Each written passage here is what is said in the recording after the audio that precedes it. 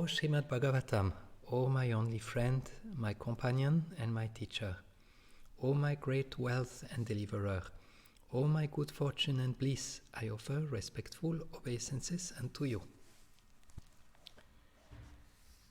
So I will read along verse 31 and 32, and then we will move forward. It's the story of Diti vows to kill Indra, King Indra, and we were hearing in the previous lecture that she had managed to charm Kashyapa Muni with her behavior, and then Kashyapa Muni said, whatever you want, I will fulfill it to you. And now we will hear a little bit further what is happening. So verse 31, Evam shushrushita tata bhagavan Kasyapa shtriya prahasya paramaprito ditim ahabinandyacha. O my dear one, the most powerful sage Kashyapa, being extremely pleased by the mild behavior of his wife Diti, smiled and spoke to her as follows. Shri Kashyapa uvacha varam varaya vamoru pritaste ham anindite striya bhartari suprite kakama hiya chagama.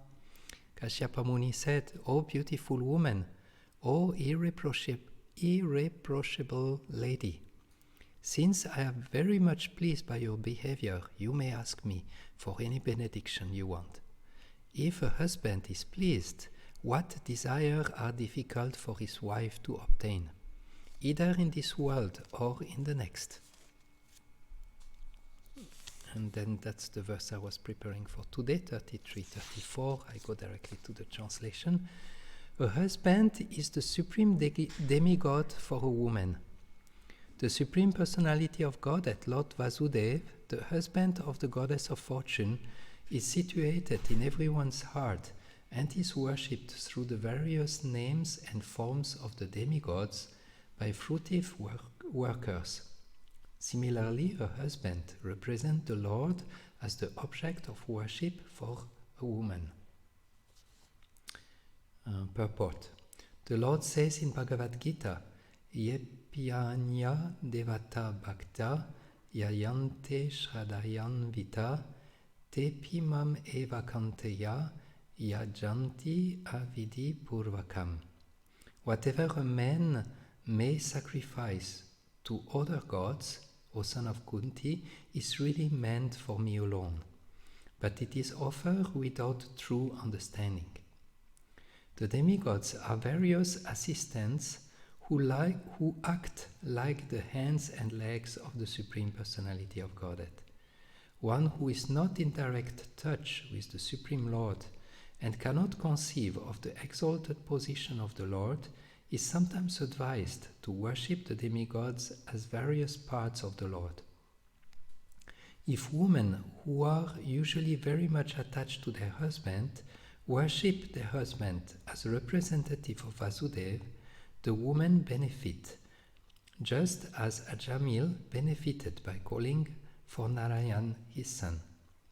Ajamil was concerned with his son, but because of his attachment to the name of Narayan, he attained salvation simply by chanting that name. In India, a husband is still called Pati Guru, the husband spiritual master. If husband and wife are attached to one another for advancement in Krishna consciousness, their relationship of cooperation is very effective for such advancement. Although the name of Indra and Agni are sometimes uttered in the Vedic mantras, Indraya Svaha, Agnaye Svaha, the Vedic sacrifices are actually performed for the satisfaction of Lord Vishnu. As long as one is very much attached to material sense gratification, the worship of the demigods and the worship of one's husband is recommended. And then you say we have the 37 on the board. Actually, I think it's okay. We don't need to recite. We will recite it tomorrow. You can keep it on the board for tomorrow, and we can start directly. Om Gyanati Mirandasya Gyananjana Shalakoya Chakshurum Minitam Yena Tasmei Shri Gurave Namaha Sri Chaitanya Manobishtam Stapitam Yena Bhutale Svayam Rupa Kadamayam Dadati Svapanantikam He Krishna Karuna Sindhu Dinabandho Jagatpate Gopesha Gopika Kanta Radha Kanta Namostute Tapta Kanchana Gorangi Radhe Vrindavaneshvari Vrishabhanusute Devi Pranamami Hari Priye Jayatam Surato Pango Mama Manda Matergati Matsarvasva Padambujo Radha Madana Mohano Jaya Sri Krishna Chaitanya Prabhu Nityananda Shri Advaita Gadadhar Shivasati Gaura Bhakta Vrinda Hare Krishna Krishna Krishna Hare Hare Hare Rama Rama Rama Hare Hare. I was born in the darkness of ignorance, but my spiritual master, who is the torchlight of knowledge, has opened my eyes. Therefore, I offer him my humble obeisances.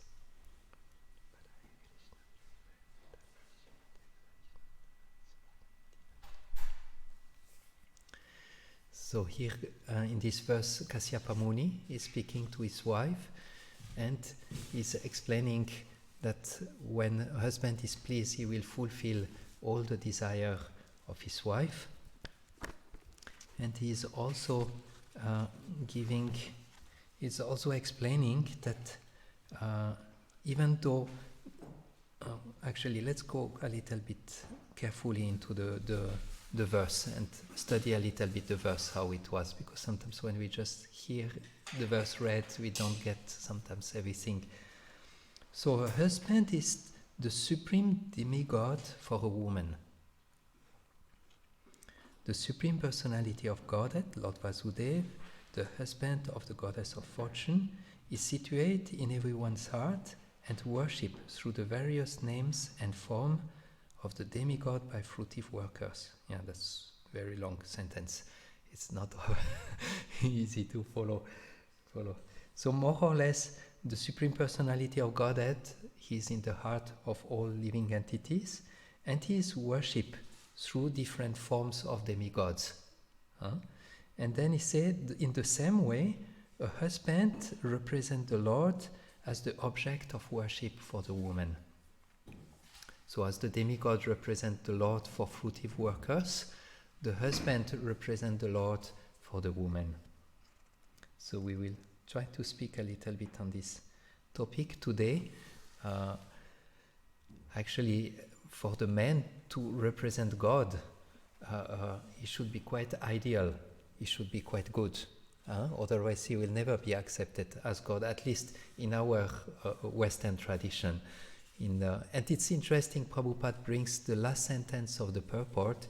He said that actually seeing the demigods, serving the demigods as a representative of God, or serving the husband as a representative of God, is actually there for those who are not so advanced. He's actually using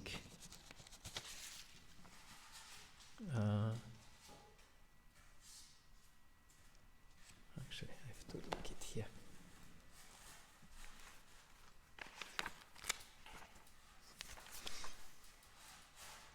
As long as one is very much attached to material sense gratification, the worship of the demigod and the worship of one husband is recommended. That means as long as we are very much engrossed in material nature, then this is what is recommended. So we will see how that fits actually also in our life. I mean, many of you might not be married, so there is not much connection with worshipping the husband as God, but still we will see. Actually, I found there is a nice principle that can be, I think, relevant for all of us. So the husband represents the Lord for his wife. That's the topic of discussion. And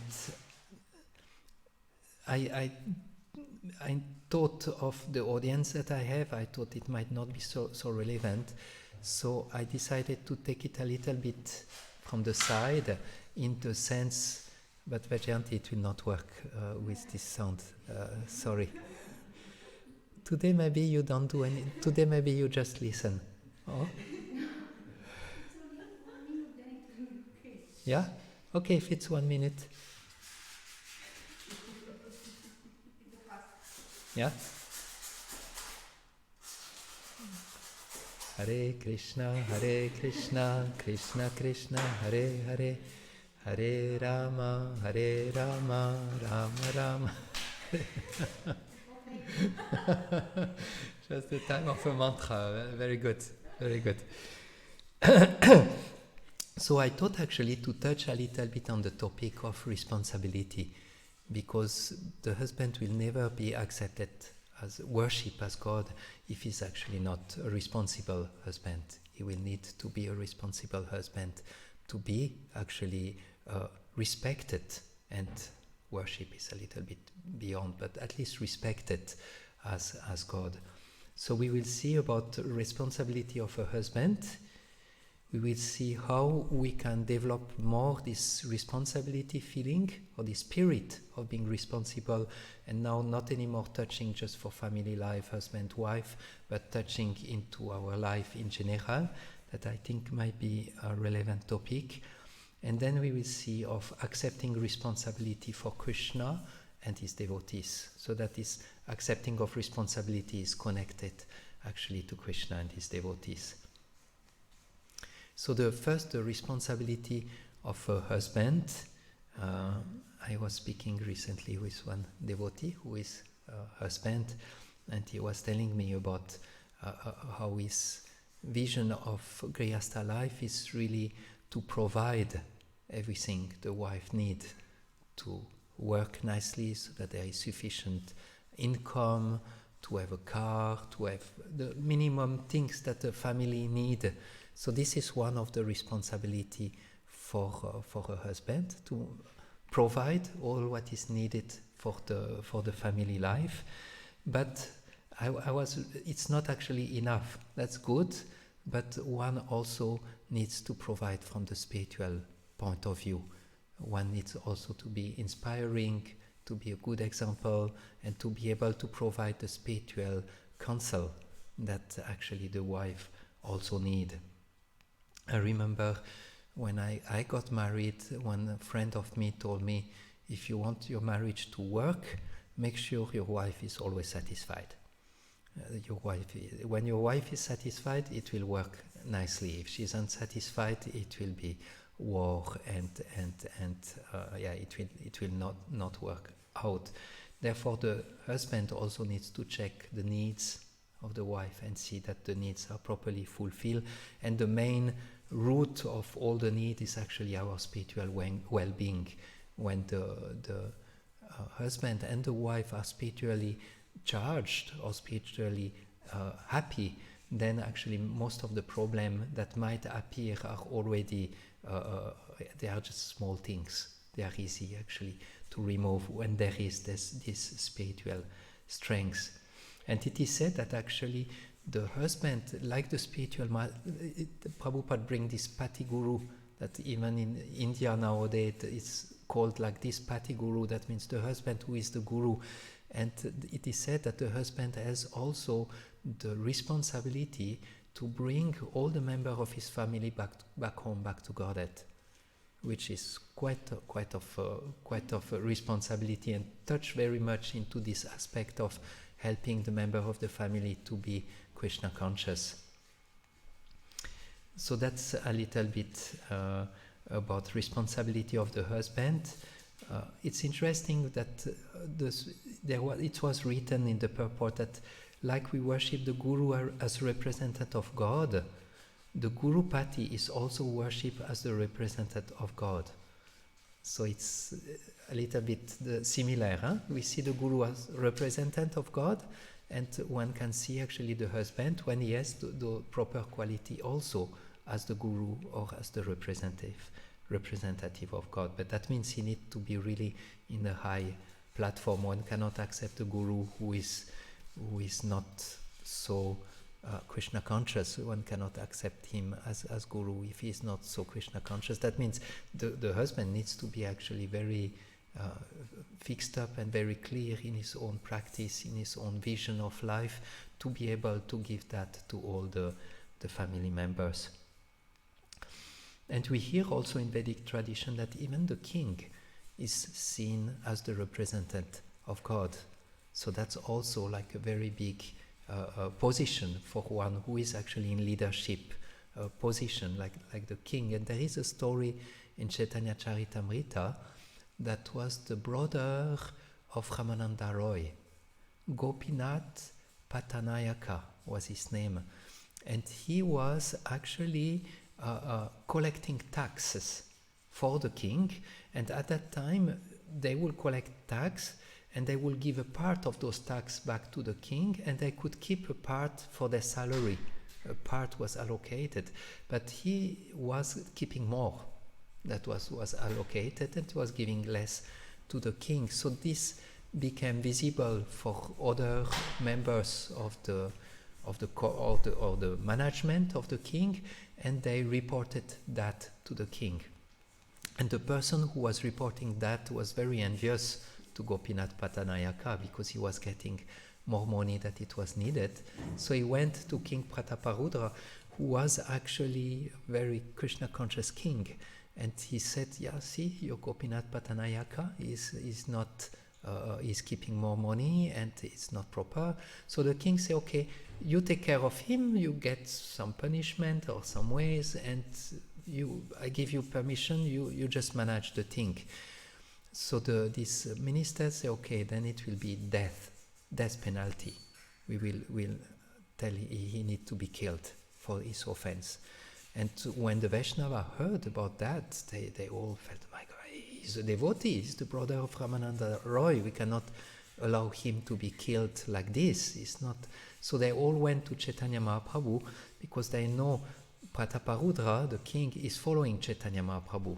So whatever Chaitanya Mahaprabhu will say, the king will follow. So they went to Chaitanya Mahaprabhu, they explained the story, and very surprisingly, Chaitanya Mahaprabhu remained very grave hearing that, because actually the way they wanted to kill him was also quite intense. At that time, they had a way of, they would put the person on a raised platform, and there would be a hole with a spear inside, and the person was thrown in the spear and would just die in a suffering way.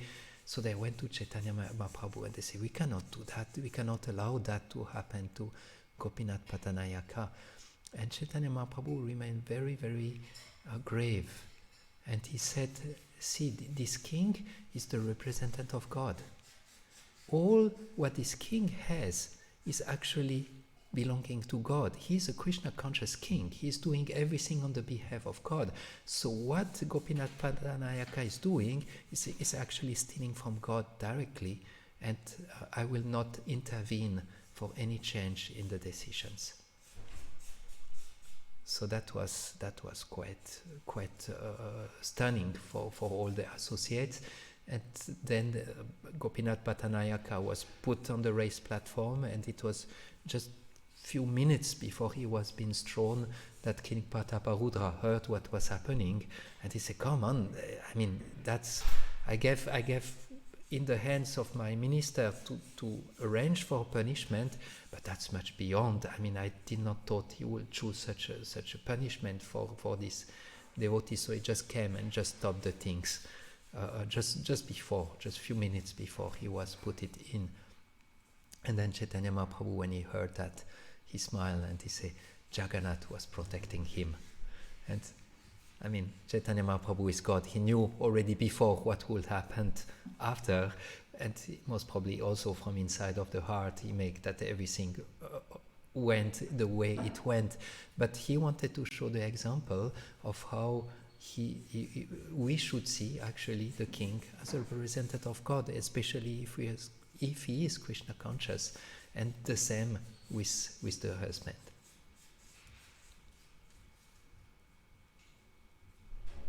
There is also another thing I was learning in my Grihastha life. Actually, that was Vajanti was teaching me, that actually for the wife, the husband, can be seen as the guru if he is really good, but she's usually seeing him as his hero, or the person who is providing the protection and like this. And I was learning that one should actually never correct a husband in front of his wife, because then the wife will feel very hurted that one is correcting her. Her hero is being corrected in front of her eyes. So this is actually something one needs to be careful, especially if one is in leadership position and needs to give correction, never in front of the wife, always in a separate way. And then I want to repeat the last sentence that was in the purport, where Prabhupada said, as long as one is very much attached to material sense gratification, then the worship of demigods or worship of one's husband is recommended. That means for us as Krishna conscious devotee, this is not so much emphasized that we will worship the husband, but we speak more of collaboration into the couple. And that was also in the purport Prabhupada was writing. Collaboration between husband and wives helps both to make swift progress. And I noticed also in my life, I always felt happy as brahmachari and felt satisfied, and I did not feel I need to enter Grihastha ashram. But when I did the step, I noticed it was actually very much supporting my Krishna conscious. But there also we need to check that that it's matching nicely, that the couple is matching nicely. So that was a little bit responsibility of husband into family life. Now I would like to speak a little bit on how to become responsible or more. I'm sure all of you are already very responsible persons, but how maybe we can fine-tune this being responsible. And there is a discussion happening between Yogeshvara and Prabhupada, which is also still connected to the husband, but makes a link of becoming responsible. So Yogeshvara, that was in a morning walk or a room discussion, I think. Yogeshvara was saying, but today there seem to be so few qualified husbands. And Prabhupada said, because you do not train the boys to be qualified. You train them to become debauchee. What can be done? You train them from brahmachari, then they will be responsible husbands.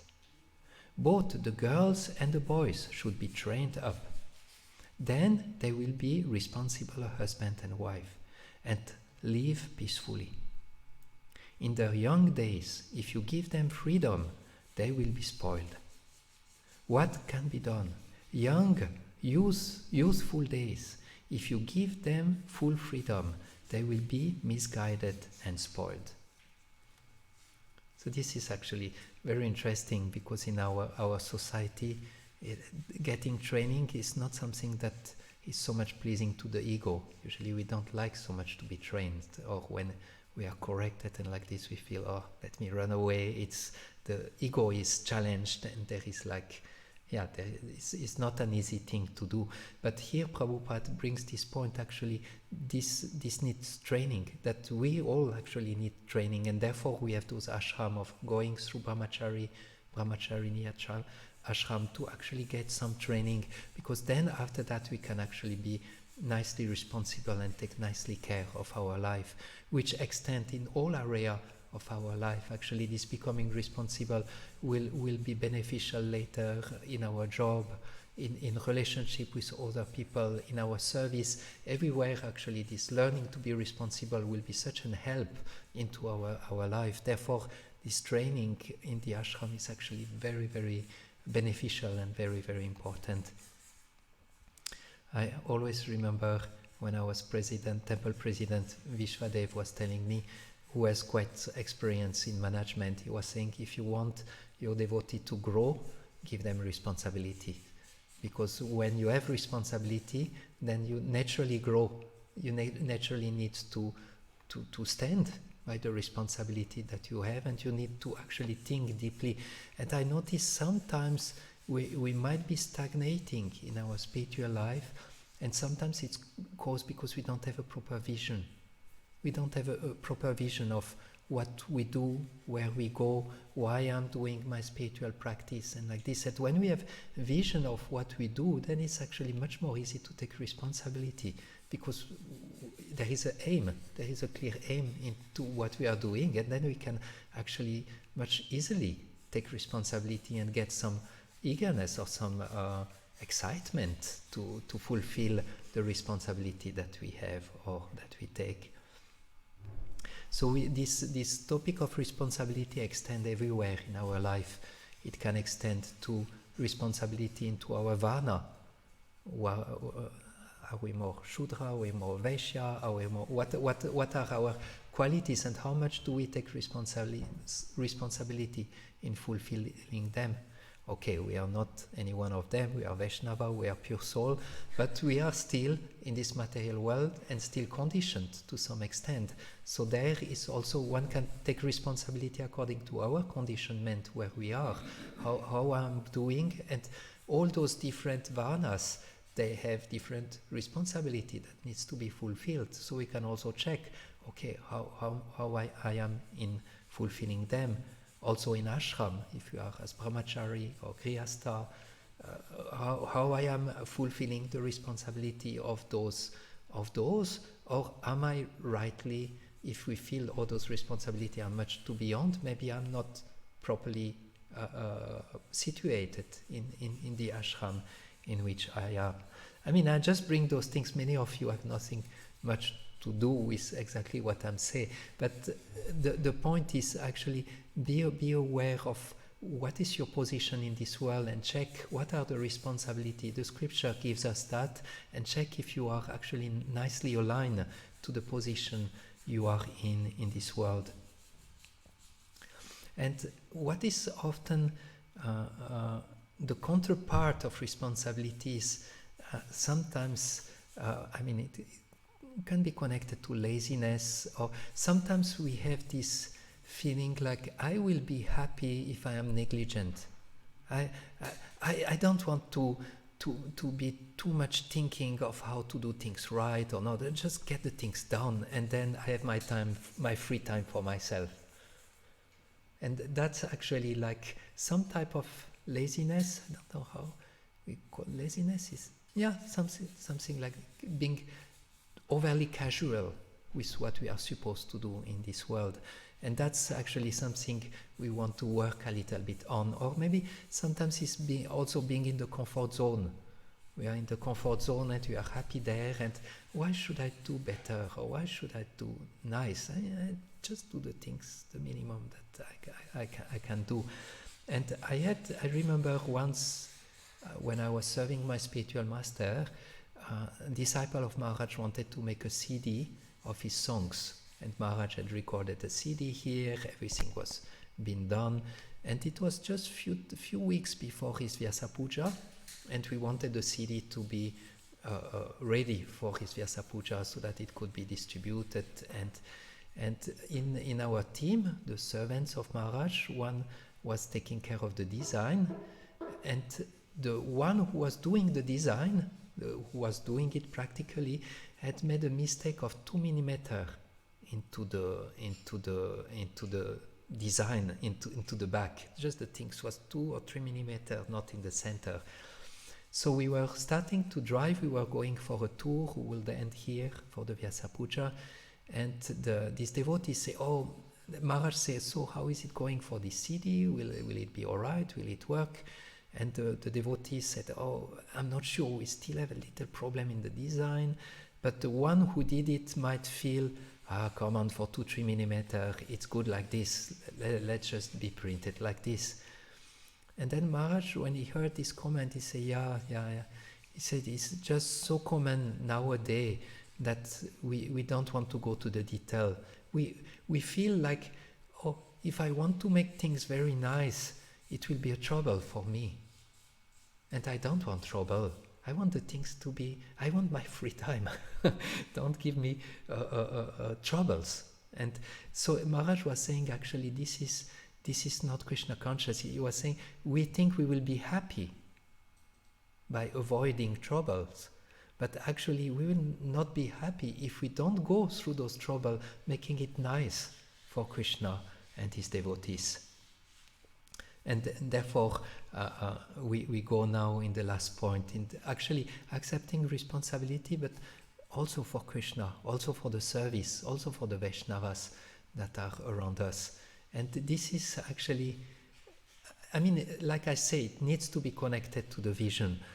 And I really want in the future that we have more of what is the vision for Golokadam, so that it's more clear. We were actually working, we have a fantastic vision and mission statement for Golokadam, really, really, really brilliant. And one of them is actually one of our main value. It's actually called, how is it? I tell it so often, but it's with care and outstanding care and like reception for our guests. Outstanding care and reception. It's not the right word, but hospitality, yeah, something like this. And I was like, we had some guests coming this weekend, this group of Bhaktivedanta Goswami, and somehow I entered the prasadam room at the time of lunch, and I saw one of our devotee got it and was there serving the prasad. And I felt, wow, this devotee got it right. This is Krishna consciousness. So, I mean, we need this vision. We need to get it. So then actually we can work on this, on that. But what I want to say is, we want to do it for Krishna and for his devotees. We want to learn, especially living in the ashram, that we develop this spirit of responsibility to actually really please Krishna and please the Vaishnavas. And this is very ecstatic. This is very, very beautiful and very nice and very nourishing. And we feel so happy when we take responsibility. And when taking responsibility means we will go a little bit in the detail. How can I do it good? Like one can be cooking and one can just say, okay, maybe a little of this, little of that, and okay. In our kitchen board, it's written, if you are not a born gourmet cook, please use a cookbook. And I'm cooking today, so I thought, okay, why not, take 10 minutes and maybe look in a cookbook and make something like very nice for the. So it's actually in management they call that expertise, excellence and expertise. And I thought this is actually so nice if we have some responsibility that we learn actually to do it very nice. Like, okay, I noticed something during the kirtan. Almost nobody plays kartals, only one. And if the one who plays kartals sometimes needs to put his, needs to do something with his finger, then the kartals will stop, and then the kirtan is a little bit less nice for the divine couple. So maybe I could try to learn kartals. I know a little bit how to do that, so I can be the assisting kartal player, so if the other one has to stop, still the kartals are going on. Or sometimes also in Tulsi Puja, there is only one singing, and he would like to offer water, but he cannot, because if he offers water, then the kirtan is broken. So the other one will say, oh, there is only one with kartals, I will play kartals also, so that he can also offer water. Those are small subtleties, but that shows that it's actually very nice if we learn to make our service to Radha Madan Mohan in a very careful way, very precise way, and become responsible. I'm responsible for their pleasure. I want to give them pleasure. And this is my responsibility here, living here, to give them pleasure. This is my main responsibility. That can go for everything, even for giving lecture. One can just come and speak whatever comes from the heart. And here I don't want to put any judgment. There are different type of lecture giver, and when someone is very advanced, he can definitely do that. But one can also prepare and try to fix on one point and go into the detail into our service. And the last things I wanted to say is we need to develop responsibility also for our spiritual journey. Yes, we need encouragement. Yes, we need support from others, but we need also to stand on our legs in everything and be responsible for our sadhana, being responsible for our reading. Today is Ekadashi. Ekadashi. It's always a mixed feeling. Is it the Jai Ekadashi? Or, oh no, tomorrow is Ekadashi. It's actually the mother of bhakti. It's actually day for where we can do more spiritual practice. Am I ready to do that? Did I plan today that I will use this day of Ekadashi for more spiritual practice, or for more reading, or for something that I need? Bhaktivinoda Thakur said, make a journal on Ekadashi and check out how you are doing in your spiritual life. Where are you? What you need to improve? What is going good also? And make some vows up to the next Ekadashi. Okay, until the next Ekadashi, I will really try to be there for Mangalarati. Or I will really try to this or that, and then next Ekadashi you check up, okay, it went good, it went like this. That's also what Bhaktivinoda Thakur said. So more or less in this lecture I wanted to say we should learn to develop this feeling of responsibility. Like I say, most of you are a very responsible person, but to develop it further and further according to where we are situated in this world, according to our services, and also according to our spiritual practice.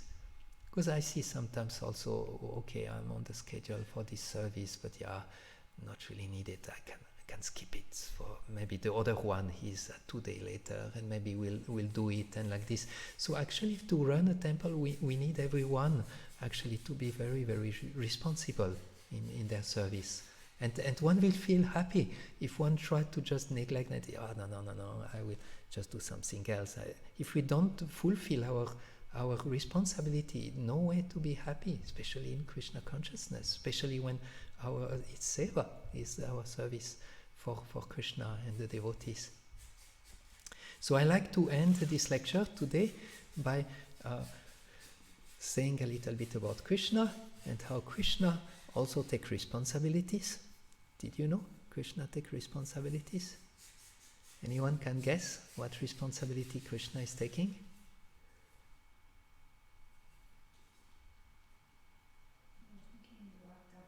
Okay. Okay. Okay.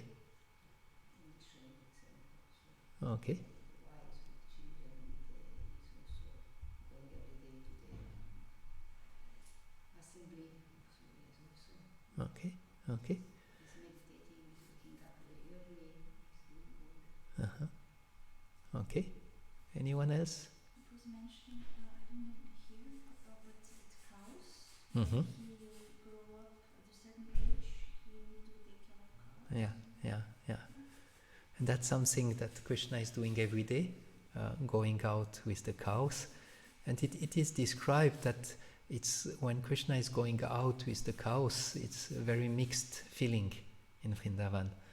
Actually, before going out with the cows, Krishna was taking his breakfast with his friends, like we all take breakfast soon, and it's very jolly, it's very beautiful, everything is decorated, they are joking, they are eating, but then when they are going to the pasturing ground with the cows, they are actually blowing some horns, they make this sound, but even though it's beautiful, they also play flutes, and the cows are mooing very beautifully. It's a beautiful sound, but for the bridge passes, it's like thunderbolt in their heart, because they know this announced that Krishna will leave, and they don't want Krishna to leave. They don't want to be separated from Krishna. So it's a very mixed feeling when this is actually happening. And then the cows are coming out of the barn, and because they are Krishna's cows, they want to help Krishna in his seva,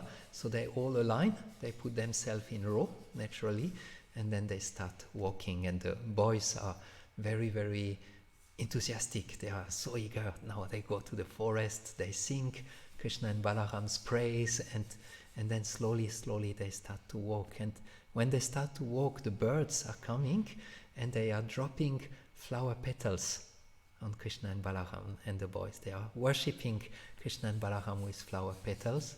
And the ladies who are watching that, they are worshipping with the petal of their lotus eyes. Their eyes are like lotuses, and like petals, just with their glance, they are worshipping Krishna. And the elderly, they are offering arati to Krishna. And the small boy, they are so happy to see Krishna. They say, Jai, Jai, Jai. And then slowly they go. And we have Mother Yashoda, who is behind, and she don't want him to go. She don't want to be separated from him. So she stopped him and tied up his clothes proper and look at him. And then Krishna turns and continue walking. And then she can see from the side there is one drop of perspiration on Krishna's forehead. So Mother Yashoda come and wipe the drop of perspiration, and then Krishna start to walk again. And then she comes again and she says, maybe you will feel hungry, take some sweets. And it's just like unending. Mother Yashoda is just trying to stop him going to the pasturing ground. And then the last time Mother Yashoda is stopping Krishna, she look at all the boys and say, you have to protect him, you have to go on his right, you have to go on his left, make sure you are back on time. And then she look at Krishna and she say, Krishna, or can I, if there is any dangerous animals or any demon or anything bad happening, please remember Lord Vishnu. Think of Lord Vishnu, because he can protect you. And Krishna is repressing his smile. And one sage say, may this repressed smile of Krishna protect the whole world. Nanda Maharaj is also not willing to let him go, is also embracing him and keeping him in his arm. And then finally, actually Krishna takes the dust from Vrindavan on his hands, and he's pouring on his body and say, Mother, the dust will protect me. The dust, with the dust of Vrindavan, I have no fear, nothing can ever happen of me. And then he said, even if the whole world will collapse, I will remain unaffected because of the love you have for me. Mother Yashoda's heart is melting, everything is melting in her, and then Krishna and Balaram are living in the forest, and they are very nicely dancing. At the entrance of the forest, they just take away all their jewels, gold, silver, they put everything behind the tree. And they make some garlands with flowers, and they prefer much more the ornaments of the forest than the jewelry. And the cows are just looking at Krishna and at the boys. And they said that when the cows are eating the grass is all the time growing. It's just not, it's all the time, and it looks like emerald. The grass looks like field of emeralds, very, very beautiful. And Krishna is there, even though he's mainly playing, but still he takes the responsibility for the cows. Because also, if we want to take responsibility for Krishna, we need to know a little more about Krishna. We need to develop this relationship with Krishna. The same with the devotees, and then it's much more easy to have this feeling, I'm doing it for Krishna, because Krishna is alive, Krishna is there in our relationship. So that's what I wanted to share with you today. I don't know if you have any questions, any comments.